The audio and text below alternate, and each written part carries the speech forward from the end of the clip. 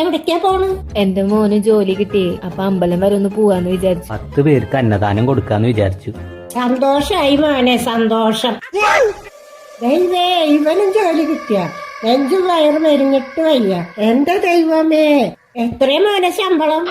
മാസം 2 ലക്ഷം എന്നാ പറഞ്ഞു. ദൈവമേ, 2 ലക്ഷം! അയ്യോ അയ്യോ അയ്യോ അയ്യോ അയ്യോ അയ്യോ അയ്യോ അയ്യോ.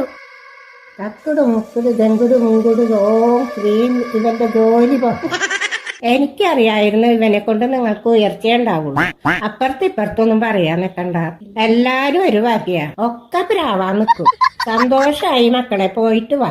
അതെ, ഇവിടുത്തെ ചേട്ടനോട് പറഞ്ഞിട്ട് ഈ വണ്ടി ഒന്ന് റോട്ടിൽ നിന്ന് മാറ്റി വെക്കാൻ പറഞ്ഞോളൂട്ടാ. അതെന്തിനാ മോനെ? വരുമ്പോഴേ ഞങ്ങള് പുതിയ കാർ എടുത്തിട്ട് വരും, അതുകൊണ്ടാ. സന്തോഷായി, പോയിട്ട് വാ. 100 വർഷം സന്തോഷായി ജീവിക്കും. കാറെടുക്കാൻ പോവാണ്. വർഷിച്ചു പോട്ടെ, വർഷിച്ചു പോ.